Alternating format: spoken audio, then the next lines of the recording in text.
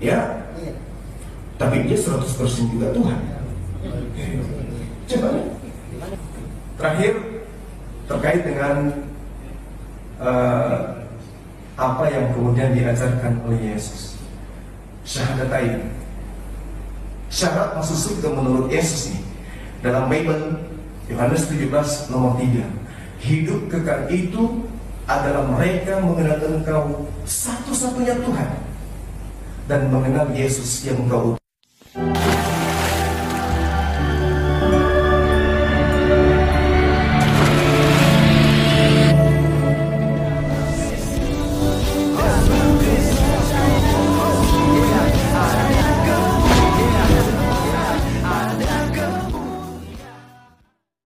Bismillah biwalibin walril kudus ilahu wahid. Shalom Elechem bisem Yeshua HaMashiach.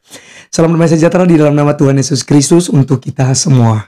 Teman-teman sekalian, pada kesempatan kali ini kita akan membahas mengenai si Juma, ya, yang terus keluar-keluar, yang terus membahas Alkitab, mempelesetkan maknanya, bahkan tidak segan-segan teman-teman sekalian memojokkan iman kekristenan, kitab suci Kristen diobok-obok oleh mereka. Mereka mengatakan palsu, mereka menghina Rasul Paulus, mereka menghina ajaran-ajaran kekristenan pada umumnya. Tetapi di saat ada orang Kristen yang menjawab mereka, membahas kitab suci mereka juga, mereka marah, mereka anggap sebagai penista agama, mereka laporkan ke pihak polisi. Ya, saya nggak tahu teman sekalian, tapi mereka begitu enak sekali ketika membahas Alkitab kita. Kemarin si Juma koar-koar ya kalau nggak salah tentang STT Nias. Tutup seluruh STT yang ada di Indonesia.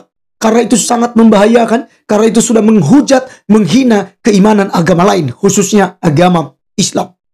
Ya, tutup, kata dia.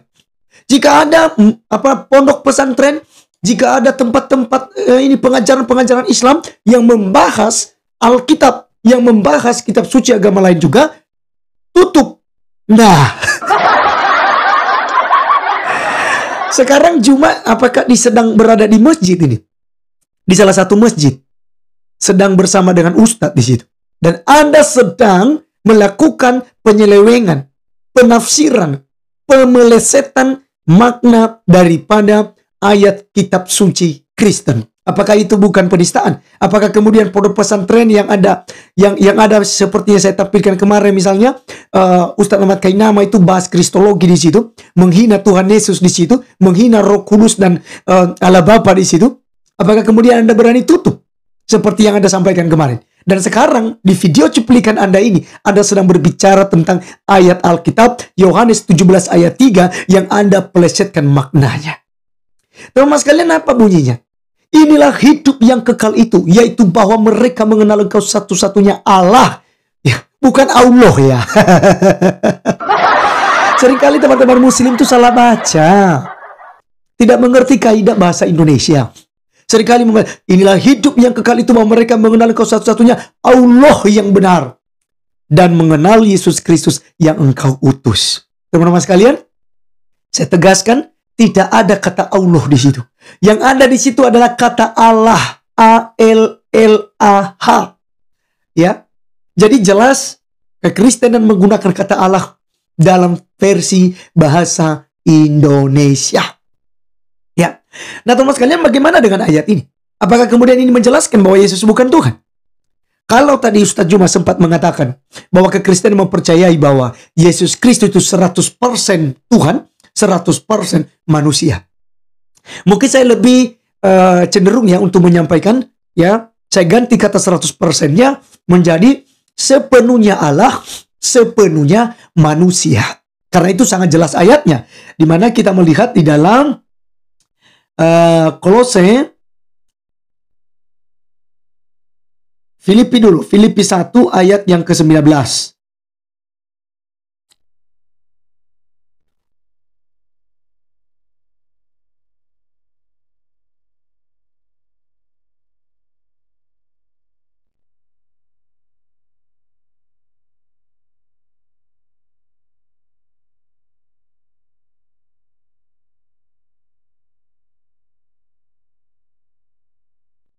Kolose pasal 1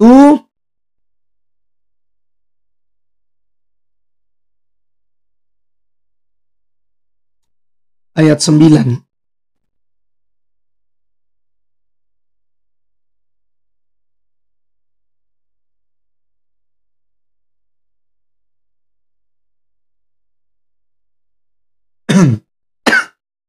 Ya. Kolose pasal 1 ayat yang ke-19. Karena seluruh kepenuhan Allah berkenan diam di dalam Dia, yaitu di dalam tubuh manusianya Yesus. Dia di sini adalah Yesus Kristus, dan oleh Dialah Ia memperdamaikan segala sesuatu dengan dirinya, baik yang ada di bumi maupun yang ada di sorga, sesudah Ia mengadakan perdamaian oleh darah salib Kristus. Jadi karena seluruh kepenuhan Allah, ya, berkenan diam di dalam Yesus. Di sini kita katakan bahwa Dia 100% manusia dan 100% Tuhan. Kemudian di dalam Kolose 2 ayat yang ke-9 juga ditekankan lagi. Apa dikatakan di sini? Sebab dalam Dialah, yaitu di dalam Yesus kemanusiaannya, berdiam secara jasmaniah seluruh kepenuhan kealahan. Jadi sangat jelas, Yesus sepenuhnya Allah dan sepenuhnya manusia.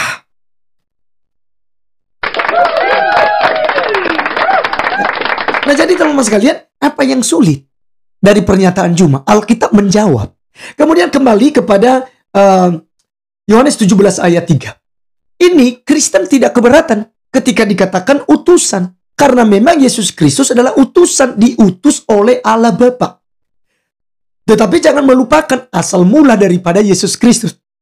Dia adalah Hologos. Ya, firman Allah. Yohanes 1 ayat 1 berkata, pada mulanya adalah firman, firman itu bersama-sama dengan Allah, dan firman itu adalah Allah. Firman itu telah menjadi manusia di dalam ayat 14. Bahkan sebelum itu ayat 3-nya dikatakan, segala sesuatu diciptakan oleh Dia, dan tanpa Dia tidak ada sesuatu pun yang telah jadi dari segala yang telah dijadikan. Itulah Yesus Kristus. Maka ketika dikatakan di sini Dia sebagai utusan, tidak ada masalah. Karena Dia adalah Allah yang ada dalam diri Bapa. Dia adalah logosnya, perkataan, kecerdasan, logikalnya Allah. Itulah yang nujul menjadi manusia. Dan dikatakan oleh Yesus sebagai utusan, aku datang dan keluar dari Bapa. Dimana kita tahu bahwa Bapa itu adalah Allah satu-satunya. Karena dalam 1 Korintus 8 ayat 6, hanya bagi kita hanya satu Allah saja, yaitu Bapa, yang kepadanya berasal segala sesuatunya. Maka teman-teman sekalian, Yesus Kristus diutus di sini, tetapi Dia bukan seperti utusan nabi-nabi sebelumnya. Karena Yesus menjabat 3 rangkap. Ya, ada 3 jabatan Yesus, yaitu Dia sebagai raja, Dia sebagai nabi, Dia juga sebagai imam. Dia imam menurut tatanan Melkisedek. Dia raja dari keturunan Daud dan tahtanya tidak berkesudahan untuk selama-lamanya. Dia nabi yang adalah Allah sendiri yang berbicara kepada manusia. Di dalam Ibrani pasalnya ke-1 ayat 2. Pada zaman dahulu kala Allah berbicara kepada nenek moyang kita melalui perantaraan para nabi. Tapi di zaman akhir Dia berbicara kepada kita melalui anaknya yang tunggal, yaitu Tuhan Yesus Kristus. Jadi teman-teman sekalian, Yesus ketika disebut sebagai utusan tidak ada masalah. Tapi ingat di sini, ini adalah doa Yesus kepada murid-muridnya. Makanya dalam ayat 5 bilang begini, oleh sebab itu ya Bapa, permuliakanlah aku padamu sendiri dengan kemuliaan yang kumiliki di hadiratmu sebelum dunia ada. Artinya bahwa Yesus Kristus sudah memiliki kemuliaan bersama dengan Bapa, di hadirat Bapa, dalam diri Bapa sebelum dunia dijadikan. Jadi teman-teman sekalian sangat terjawab semua ya apa yang menjadi problema dari si Juma ini. Nah sekarang apakah kemudian Juma mau memenjarakan dirinya sendiri karena sudah membahas kristologi di dalam masjid dan menyelewengkan maknanya? Konsisten dan berintegritas. Baik teman-teman sekalian, sekianlah counteran kita, jawaban kita. Tuhan Yesus memberkati. Sampai ketemu di video berikutnya. Tuhan Yesus memberkati kita semua. Salam.